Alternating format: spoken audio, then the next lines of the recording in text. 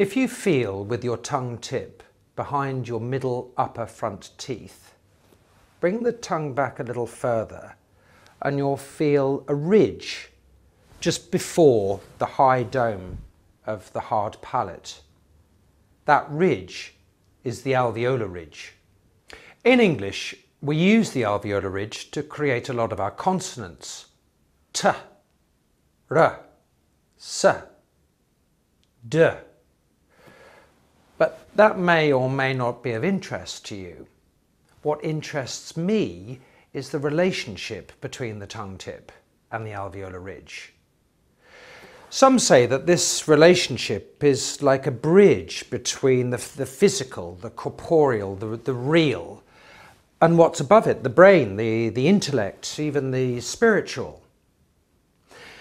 I do know that in speech, the more the tongue tip is in relationship with the alveolar ridge, the more intelligent we sound, and the further away from the alveolar ridge you get, the more you don't sound intelligent. What's going on there? You know when you go crazy, you go like that with your fingers, you're trying to get your fingers into your brain. Is the same thing going on with the tongue? You're trying to access the juice of the brain by sucking the roof of the mouth when you think? When people can't sleep, often what's going on is that the tongue is really rammed up against the alveolar ridge and the hard palate. I know myself that I've caught myself doing that, and if I let that go, it's like it turns the brain off and you go to sleep. I bet when you type, you suck the roof of your mouth.